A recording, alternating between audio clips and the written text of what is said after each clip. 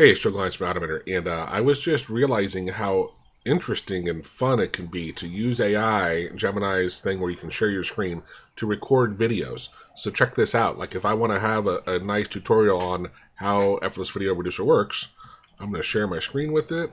Well, let's move this out of the way.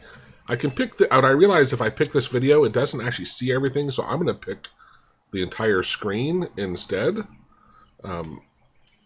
And when I did that before, I didn't see all the menu items and stuff. Hey, tell me about this program. Sure. It's a tool called Effortless Video Reducer. It looks like it's designed to help you compress and process video files. You can drop videos into it to work with them. And why would I pick a different encoding here? Choosing a different encoder like H.264 or H.265 affects the compression efficiency and file size. H.265 is generally more efficient, giving you smaller files for the same quality, but it might require more processing power.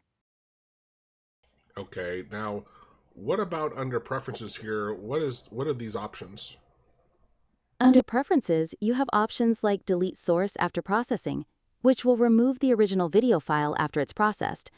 Delete Metadata removes extra information about the video, and Copy FFmpeg command line lets you see the command used for the processing.